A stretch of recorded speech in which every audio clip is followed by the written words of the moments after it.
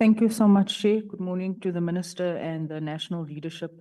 First and foremost, if we can be taken through the process of these lines, when someone calls, what is the process? What happens? How does it get diverted to the police station?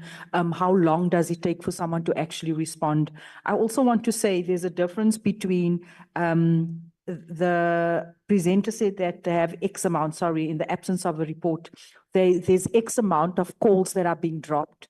I'm one of those people who dropped calls because on the 10th of November, I tried to call this line and I dropped it probably 3 times because I was holding on too long and then tried a different avenue. So making a statement saying that we have a fully functional call centers, that is not true. That is not true when you are recording X amount of dropped calls, and those dropped calls is as a result of no one actually answering and responding. And I have the evidence on my phone I can show you. So that is completely unacceptable. Waiting 10 minutes when you are in an emergency is unacceptable. I want to know, what is this process? I want to know, what is the staff complement at these call centers? How many people do you have working there? And what is the training that they receive? The drop calls, I already spoke about it. The response time between the call center and the station, because we find that many of our stations don't have working telephone lines. So you are given a reference number when you are in distress, and who is that call diverted to once it gets through the call center? And what is the response time, right? Where is it based? The reference number, what is the purpose of that reference number? I want to know. The prank calls, what programs, since you have noticed that there are such a high volume of prank calls, what have you done? What intervention have you made to address these prank calls?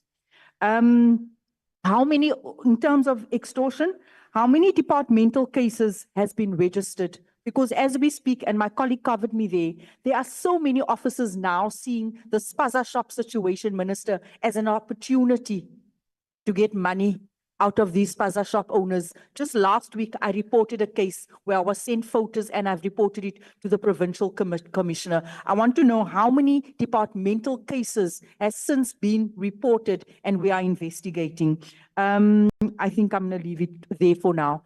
Also, just one more thing, in communities hard hit by crime, and I'm going to go back to the Cape Flats again, are you making these numbers available to these communities? And I say this because yesterday, 3 children were shot on, 1 was murdered, and they waited over 1.5 hours for a van to get to the scene. The van that eventually pitched was not even from the Ravensmead police station. So this is a very, very important matter that we need to deal with. Thank you.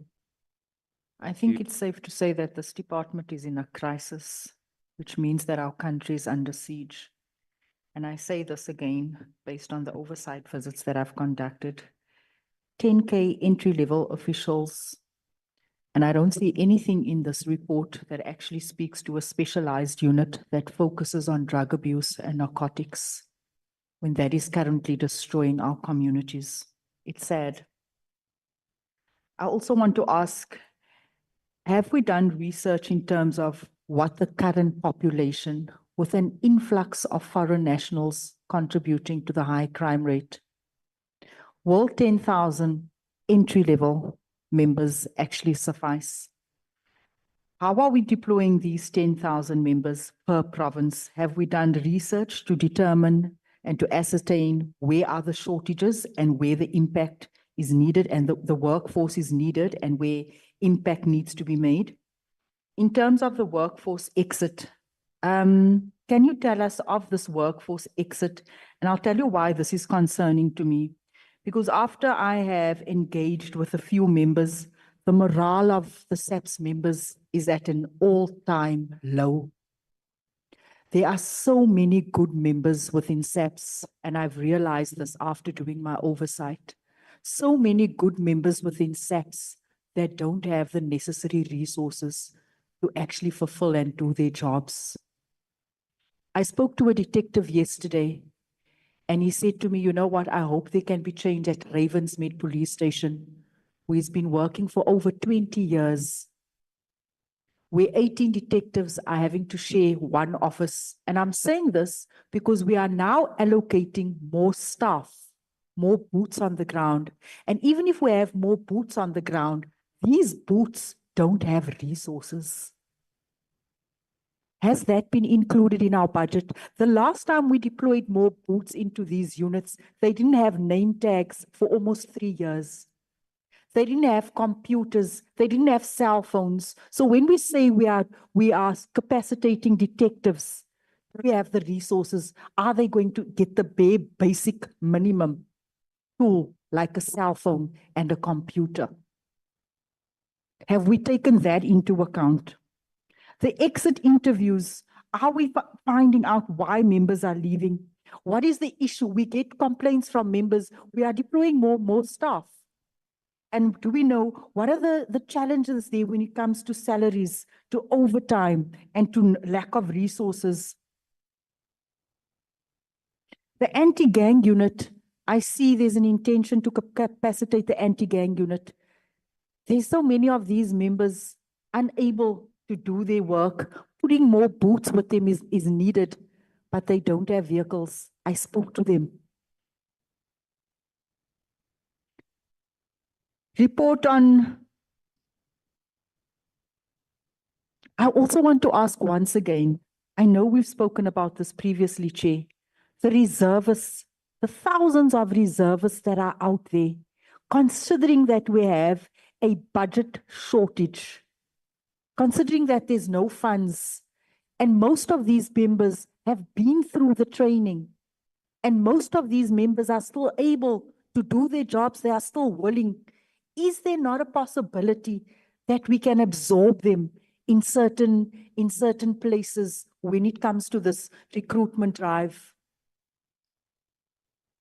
Also, we are now saying that, yes, again, we are employing and getting another 10K members.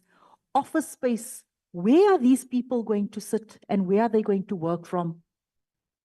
Because at all of our police stations, there's no space for not even a fly. So I'm not sure where we're going to put all of these members. Already we haven't taken into account tools of trade, and also I don't think we've taken into account where we're actually going to place them. That is also another concern. I see you speak to capacitating most of these specialized units, but in order for us to see an impact in terms of addressing crime, what are we saying about the garages, the staff at the SAPS garages? And I can't even say that's undercapacitated. There's no staff there. The staff in Johannesburg has one spray painter. Are we overlooking this section? And one panel beater. Are they not due to get staff over there? I think I'm going to leave it. I'm going to leave it for now. And please, and when we answer questions, I find that most of my questions, Chair, aren't being answered. Can we please answer all the questions? Thank you. Thank you so much, Chair. Chair, with all due respect, I think the members sitting here are well aware of the processes and the strategies and the relevant departments responsible for various crimes. Minister, we didn't get the confidence here today that SAPS is actually doing that which you emphasize to serve and protect and to prevent crime. Instead, you now say that, you believe that, we believe that GBV will be resolved by SAPS. That is not true. We don't believe that. But the role that you are meant to playing, we don't see that happening at the police station. We do have national instructions that speaks to the responsibility of members and in terms of what they are mandated to do after hours when social workers are not there. We don't see those national instructions being implemented in communities. We don't see the police stations having the relevant forms as per the Children's Act and as per those national instructions when they do removal of children who are at risk. So we don't see that at any of your police stations. We don't see the National Drug Master Plan finding expression at your police station in terms of Section 33 when it comes to involuntary placement.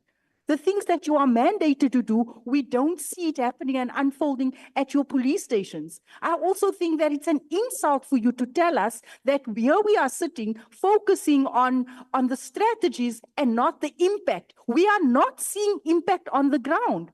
I think it's a sad day when we sit here and we highlight these cases, because why are we even conducting oversight as members whenever we mention police stations that are in a dire state, as we speak, when we say to you, there's only one panel beater, where we say to you, there's only one spray painter, and still we get a response that says, we are looking into it, maybe during the next phase or during the next cause. That means you are not doing what you are actually saying, combating crime and preventing crime. All our police stations, the few stations that has been missing, that has had challenges, here we are dragging on with the Philippi case, Chair, for more than 2 months. We can't conclude on that Philippi matter that has been brought to Parliament. We are being told almost it's part of the stream. Here we have brought Eldorado Park, Ravensmead. I'm speaking about a police station. Not one of these members here can tell us today, members, based on what you have brought to our attention as a portfolio committee, we will ensure that at the next meeting or in the next 2 weeks, we will give you a response. That makes us come across as idiots in our constituencies, running around like headless chickens when we bring these concerns to your attention and you do absolutely nothing and you tell us that it will be looked at or you're going to have a task team. It's unacceptable to tell us here today that we expect you to deal with issues of GBV when not a single police station that you have is fully capacitated. Then why do you have a VEC center at your police stations? Why are those VEC centers funded if it's not your mandate at all? That's the point. Sure, Minister. We haven't said what she's saying. We haven't said that it's not our mandate. We haven't said that. But the main point I want to say, when you go to a police station and you don't find the things that she's complaining about, it doesn't mean that we're not doing work outside society. There may be boxes that are not ticked in the police station file, but that does not mean that police are not doing work in that community. It doesn't mean that. Thank you. Honorable Letlape. Thank you very much, Chair. I feel very provoked by the minister's statement now that he just made. Firstly, because GBV is a serious crime in South Africa. And he gives us an impression that they are working on GBV because they've got mandate to do it. He does not give us confidence that SAPS really want to combat and prevent GBV in this country. It's not true that social workers can stop GBV. It's not. And the fact that we have so many GBV cases that are being reported is also because they are not concluded. And some of them, there are no arrests even made, because you tell us about arrests and then you say conviction and all of those things. But in most cases, people who are perpetrators of GBV don't even get arrested. They spend 1, 2 hours, 3 hours in a police station and they're out. And for you to make that reckless statement to say police officers are not trained to deal with GBV cases, it can't be, Minister. It's very reckless for you to say that as a Minister of Police. And I feel very undermined for women and children who are going through all these cases, these GBV cases on a daily basis. For a minister to come to a portfolio committee and say police officers are not trained to deal with GBV cases.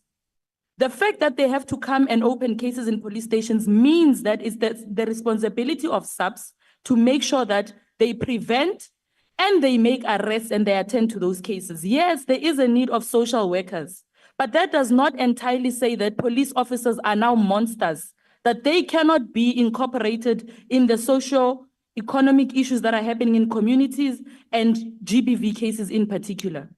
And Minister, you can't come here and cry at the wrong funeral. The fact that social workers or social development is not assisting on coming to the party to assist SAPS cannot be a cry here at this portfolio committee. You've got cabinet meetings. Those are some of the issues that must be raised there.